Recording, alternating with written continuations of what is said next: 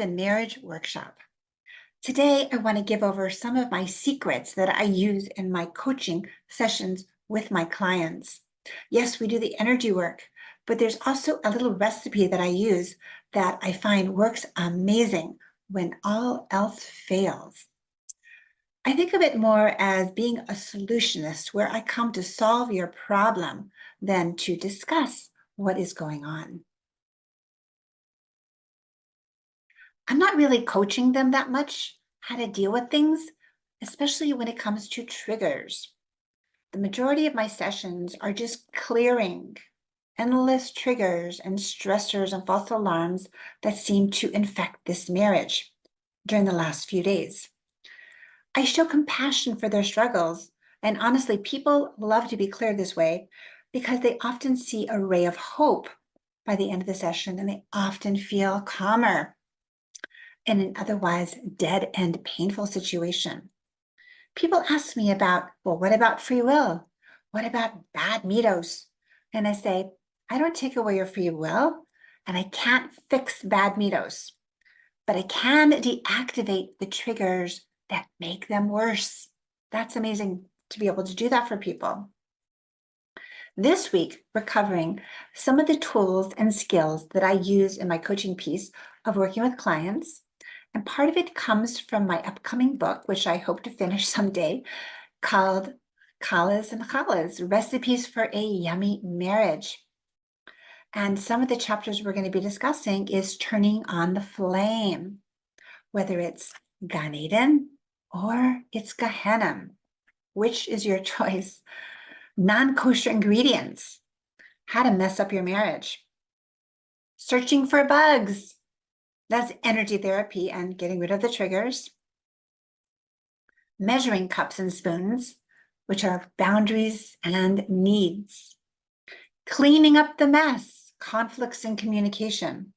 And can't follow directions, low emotional IQ. So marriage has so many aspects that encompass more than half of most people's lives.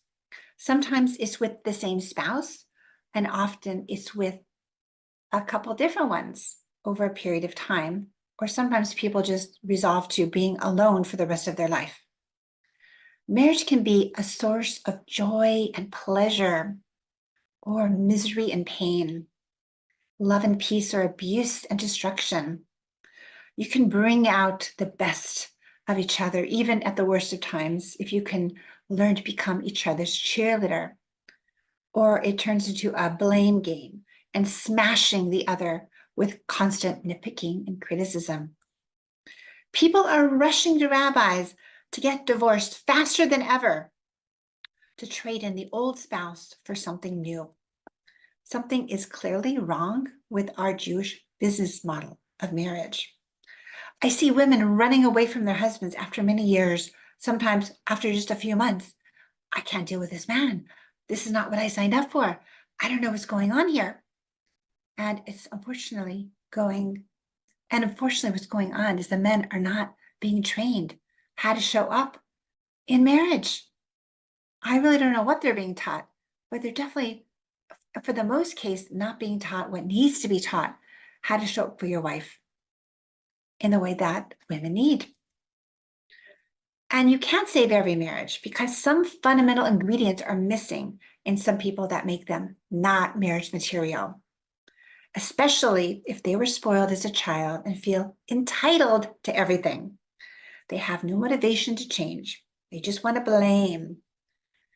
Sometimes the damage to the marriage is just too big and that there is nothing left but a shell of a cracked marriage, sucked dry of all vitality. I like to compare marriage to a new plant. It's fresh and well-watered, leaves are green and healthy. Things are great for 3 days until you forget to water the plant. Or worse, you throw poison on it and it starts to just wither away. And then you wonder, what's wrong? A new trend has emerged across all flavors of Judaism. Newlywed couples realizing, even as early as Sheva Brachos, that this whole thing was a massive mistake. I think it's way too common now to have at least one divorced child per family.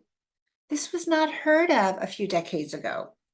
Let's discuss some of the things that are needed to have a successful marriage. We need to have good middos. As we know, bad middos kills love, respect, and desire, and it makes you feel unsafe. These skills should be taught in school and homes. It's really hard to work on your middos once you're married.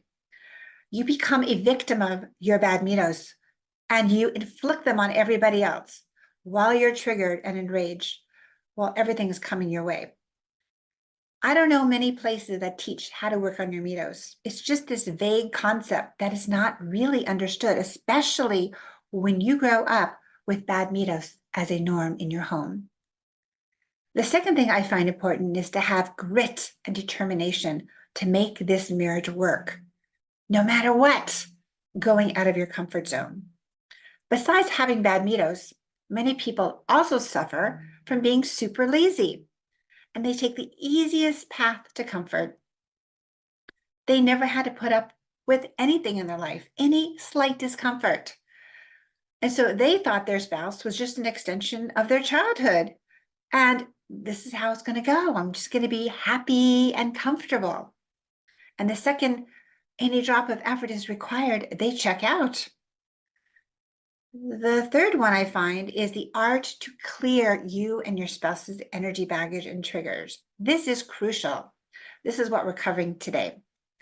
The fourth one is setting boundaries and needs, and we will cover this tomorrow. The fifth one is establishing clear and productive communication skills at the appropriate time. We're going to be covering that this week as well. And the last one is being connected to Hashem enough to know that you are with the right person who is going to suck all of the potential out of you. You need to stay in gratitude mode, even when it gets tough.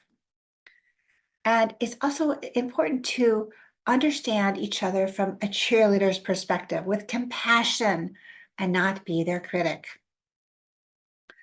So the art of creating that perfect marriage has been the subject to so many outside influences within Torah, and it's ruining our Jewish family values and structures, and the synergy to an alarming degree.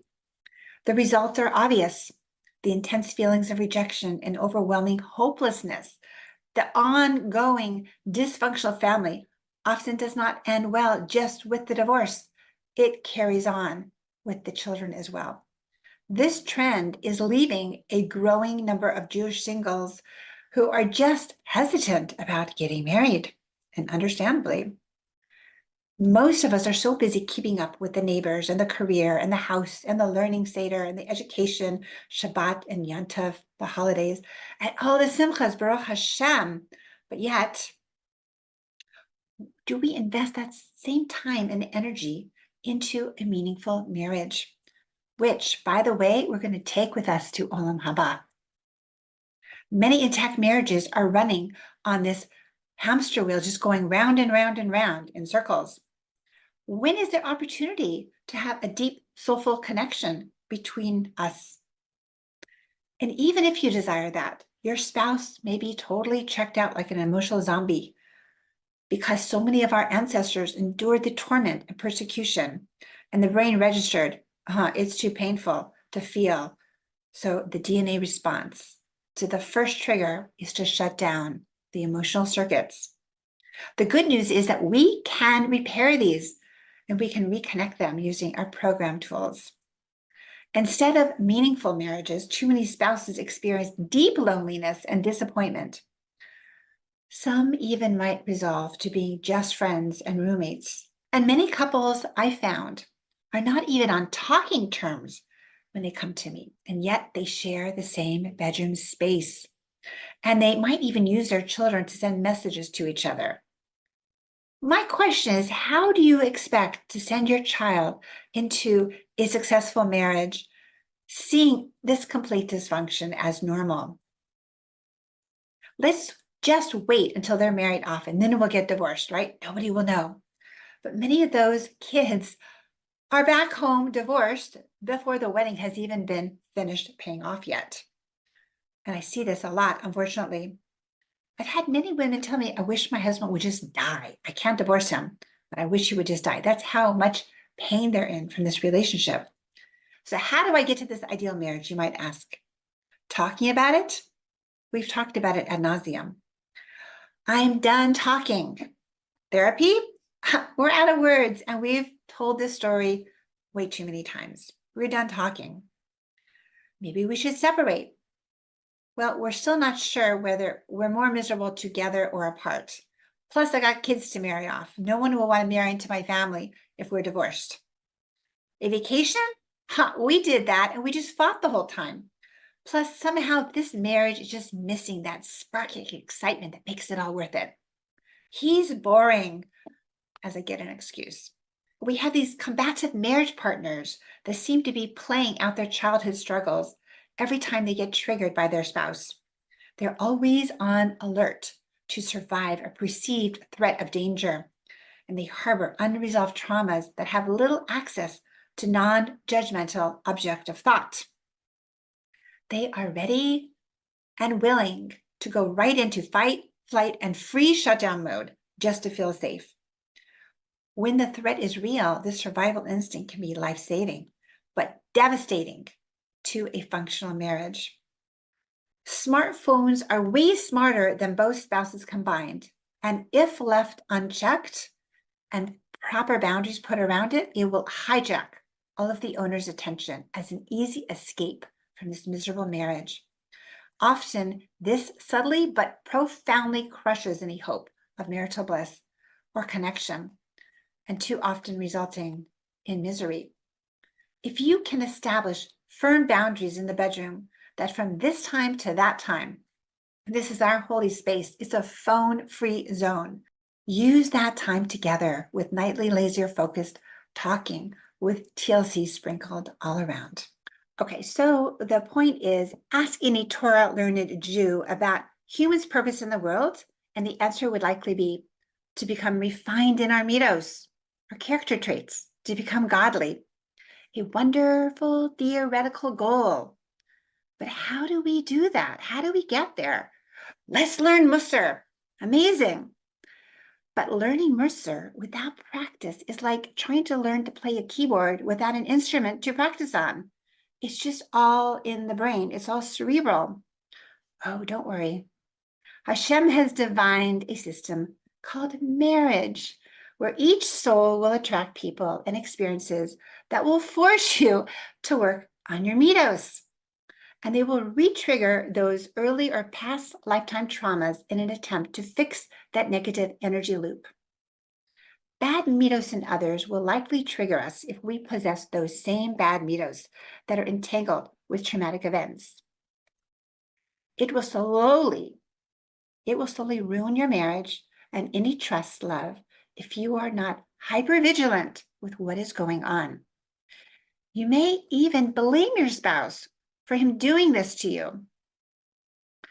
When you aren't constantly triggered, you can get through life in a more peaceful and stable manner. So what happens without skills is that we get stuck in one painful energy loop after the next, and then we end up in one tangled, loopy mess. Often with anger triggers, we are thrown into a mindful mess of destructive thoughts and emotions. And when irrational controlling mind kicks in, watch out. The wrath of Gehenna, with all of its punishing schemes and threats, may come out of nowhere. And even a sweet, nice person may transform into a total stranger that you have never met from Gehenna. As scary as it might be for those around watching this, the loss of control and dark energy it invokes on the person who's doing it is the worst part. And often this type of behavior is super dysfunctional and is a learned tool to control. And it's the go-to tool that gets the job done short term, but it leaves a path of destruction behind. And that is why anger is considered like practicing avodah zarah. You can attach yourself to the entire dark world where demons and evil reside, and they often are given permission to momentarily take over your mind and all rational thoughts, and it will try to ruin your life. And you actually believe you feel that at the time, which is the scary part of it. So going to anger management is a strange concept to me, understanding that you can't really control anger. It's a feeling. It's that feeling before you get angry that you might be able to control. It's kind of like a seizure that just takes over. The easiest way to deal with it is to just clear the triggers that activate it. Otherwise, you may suppress the anger and then it may come out as depression or an emotional shutdown and disconnect. It's kind of the same thing, just playing out in a different way. Some people are so reactive that everything triggers them. So where do you start if you are working on your spouse or yourself, right? So we covered anger triggers last week in level 3, and many students reached out to me and they told me how this was such a game changer by clearing them systematically, clearing them out of the system systematically. We have a whole anger stressor protocol here, which we posted, I believe. And if not, we will get it posted on the website. So here we're going to start with this as part of the workshop. I'm going to take, we're going to start with 1 because I don't know how much time we have left. And I'm going to show how to clear out a spouse. The biggest complaint I get is that he is shut down or checked out. And I scan him, and what I get is that he's just super triggered. And keep in mind, it could take a few days to recover from a trigger reaction. And if a person is getting triggered a few times a day, then you're going to have either a super angry, rageful person or a checked out spouse, even when things seem good. I met a lady at my retreat that I had last week, and she said, when we got to this topic of triggers, she said that when my husband gets triggered, he literally freezes. He'll just go. And like, she's like, he's like frozen in time. She doesn't know what the heck is that. And then she finally realized what we were talking about. She said for like 10 minutes, he just sits there, like as if, he can't move. And this often happens when they have to discuss technical details of just basic stuff running their home. And she's a super forgiving lady, easygoing natured, and she's created her own workarounds around this. She sees he's getting upset or whatever. So she just says, okay, I'll come back in a half an hour and, just try to figure it out myself. That's sort of her workaround. It's not normal to have to deal with it, but that's how she deals with it. Eventually he snaps out of it. But honestly, I think most women have the opposite reaction. They just look at the guy and they get frustrated and they start berating their husbands with all kinds of insults that just make things worse and put them more into a coma or make them fall asleep, or they just bury themselves in a safer and just want nothing to do with the woman that's causing them all this grief from their perspective. So these are shutdown escape triggers. It's exactly the same problem. It's just manifesting in a different way. Okay, so let's say I was working with her. Okay, the first thing I would check him to ensure A, it's safe to work on him. Then I would clear his energy lines. And then I would ask her to walk me through all the scenarios where she sees he's getting triggered. Okay, so the goal is to have her retell the story slowly with every detail. And I'm energy checking every single sentence she's saying. I would stop her if something's coming up and I'd clear him by age and have her tell the story from coming up from different angles from what she's seeing. And then I would try to figure out from her perspective, what does he feel? Does he feel fearful? What feelings are getting evoked? What beliefs do you feel he has? You can also use the trigger list from the anger page. You can go to this distorted beliefs that have about 105 different beliefs and thoughts and all kinds of rational thoughts that people get, or come up with your own things that can trigger a spouse. So we have, I believe this is, something that's already been printed, but these are things that trigger spouses. And so if you're trying to work on your spouse, these are the things you're going to want to work on for him or her. Number 1, you want to check for the face. Okay, just looking at the face sometimes can be a trigger, especially if they're super angry, and just looking at their face or their expression on their face can trigger you or can trigger them. Their voice, their smell, their body language, or just their body. They're chewing, they're eating, their text message. When you get a text message, you might feel triggered by them. Walking through the doorway, just seeing them walk in the door, you might feel a tense reaction. Speaking on the phone or seeing them speak on the phone. Traumatic events that you guys have been through together. Being ignored, being dismissed, being abandoned, being approached or ignored for intimacy. Being contradicted, being told what to do, being questioned. That's a big one. So many women, she's like, I just asked him to take the garbage out. And I'm getting that just asking him that type of a question is going to trigger him. Why? I don't know. It could be, there's lots of reasons why, but we just cleared the trigger. Dealing with in-laws or asking the client specifically what triggers you with your spouse. That's the best because you're getting it firsthand from them. Another thing can be false alarms. Sometimes a person is with their spouse and they feel so anxious. And that's a false alarm often. And it's just because of so many times of feeling unsafe with them that a false alarm just gets, it's a trigger. It's also a false alarm. So we just break them. Or phobias and fears. Right now, also the anger trigger that we spoke about last week. We also have irrational controlling minds. Sometimes people get triggered into this irrational controlling mind, which is, where all this stuff just comes out and you see what's lurking in there. And we discussed this briefly yesterday. So what I like to tell clients is to have a trigger log. Just have it always ready to go. So as soon as you see a trigger, either with yourself or your spouse or whoever will work in your family, just write it down. What is coming up for you or for them? And then we just clear them in real time when we have our next session. Okay, so that's really the presentation on how, to work on clients. So we're going to go into that a little bit. Now, does anybody have any questions? I'm just going to take a quick break here. Hi, Leah, go ahead. You have a question? Hi, you brought up a lot of great triggers, which was the face and the expression and the being questioned and such.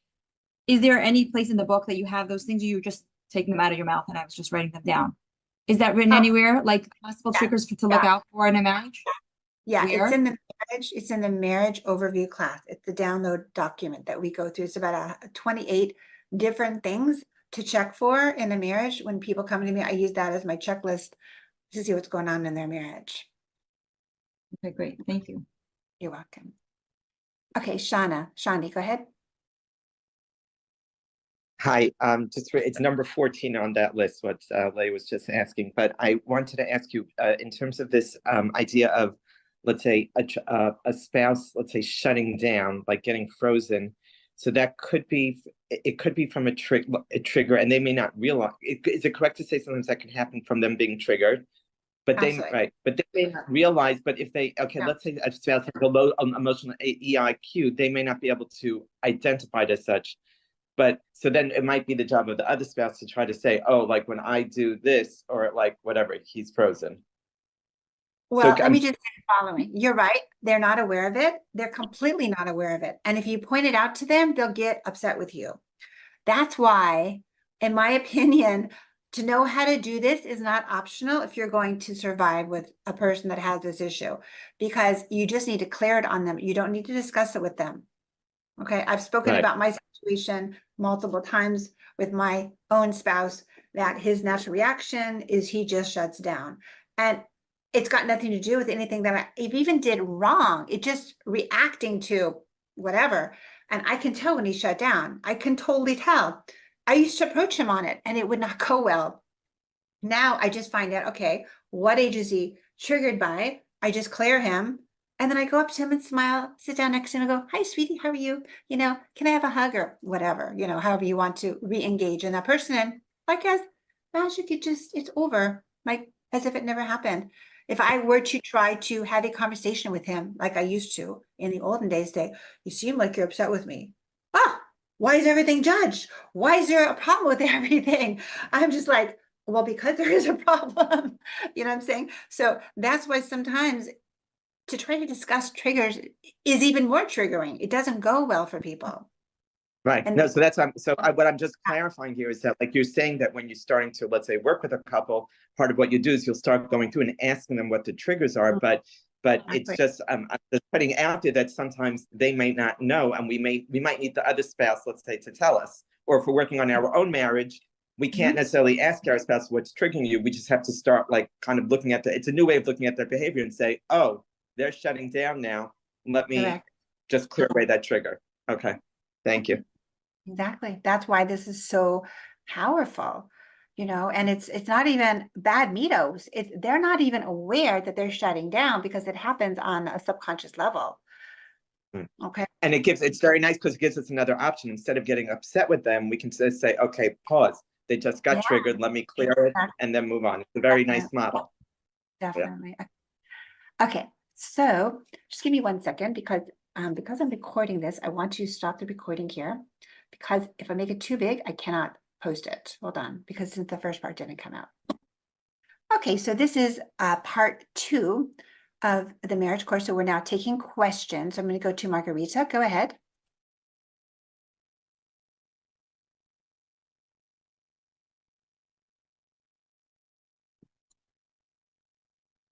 Leah, do you Yes, have hi, and thank you for taking my question. When you start working on your husband's triggers, do you have to bring up all his lines and then you can speak to him? Yeah, I mean, unless you've worked on him before, then don't worry about it. Just go right into clearing the triggers. Yeah. Okay. All right, Leah, another question? No, I'm done. I'll lower my hand. Okay, perfect. Thank you. Okay, so somebody asked the question about general or specific. You have to do both. And sometimes you could be just super general, and sometimes it's specific, so specific that unless you actually identify specifically what is going on, you can't find it. You just can't. And that's why I like people to make a log and they actually document, okay, this is what happened. And it's sometimes the most random thing that you wouldn't even expect to be the trigger that's going on. And it may have nothing to do with the actual event, keep in mind, or even anything to do with you. It could be that he was already upset by something that happened.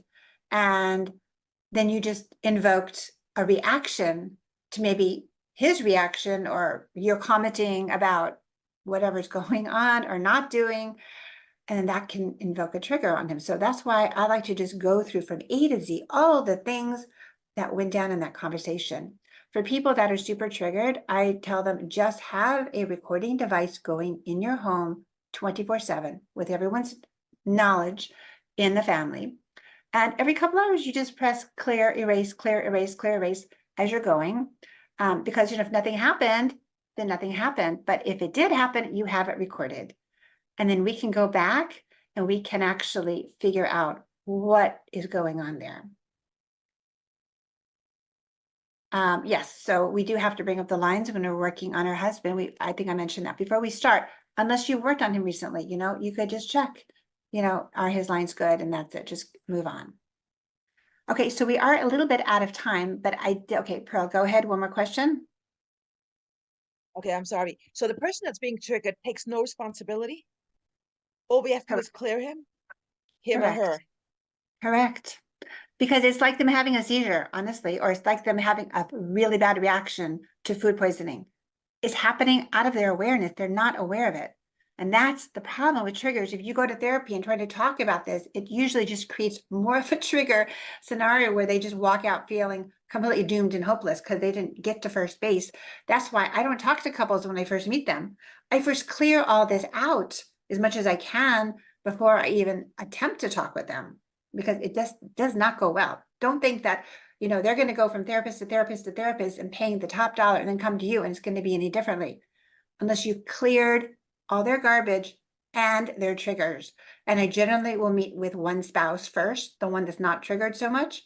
And from her or his perspective, try to clear the spouse of the triggers that invoke that kind of reaction, because it's got really nothing to do with them.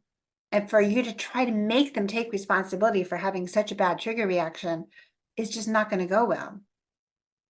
Okay. And that's where I think maybe psychotherapy doesn't agree with me. But I'm just saying that when someone's having a full-blown fit and temper and they're out of control, okay, by that stage they're way out of it. They're out of control. There's nothing you can do for them, or they can't even help themselves until they calm down. But what triggers that also is happening on a subconscious level. And all we can do is deactivate what's causing that.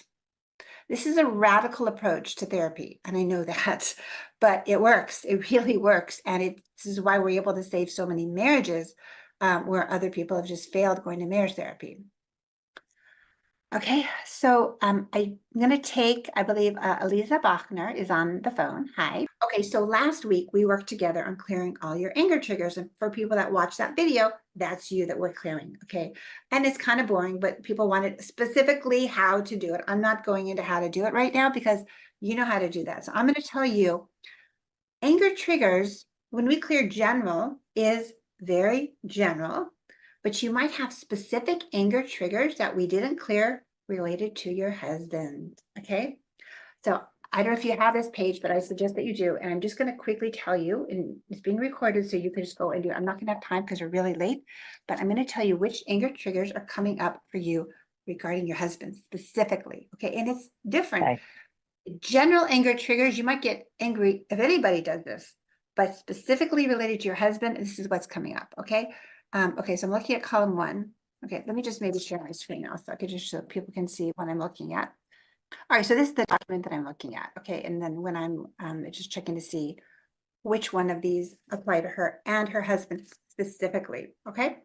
So I'm checking is on column 1, anything on column 1? Oh, yes, okay, so A, B, C. Okay, feels things are not perfect. Okay, so clear yourself by age on that. Has to wait. That's number 15. Pride gets crushed. Feels put down, dismissed, or ignored. Okay, those are triggers on column 1 with your husband. And column Okay. 2. Feels taken for granted. Sees other people's lack of accountability. Okay, so those are the ones that came up for you, for your husband. And then going to the triggers with spouse, his voice, his body, walking through the doorway, traumatic events that you've had together, being dismissed, being approached or ignored for intimacy, being told what to do. Okay, so that's what's coming up for you in your marriage. So once you clear those out by age, you should be way less triggered by your spouse. Okay. Okay. Yes. Okay. Thank you. Please let me know. And by the way, it would be interesting to check triggered by spouse. Let's rate it, right? 1 is the worst, 10 is the best. So you're 3 out of 10, you're triggered by him. So once you clear those, please, I'd love to know, like if that number goes closer to 10, that's really a good barometer. Okay. Okay. Yep. Thank you. You're very welcome. Rochel, people are asking on the chat, how do we get this page? Is it on the website yet? Which page? The anger page? Yeah. Is it going to be available for these? Because you said it was level 3. Is it going to be available for level 2? Yes, I will make it available for level 2 as well. No problem. But this is the thing that we literally just got this. I just got it typeset. So I'm going to post it. I'll post it for everyone to see it. Okay. Thank you.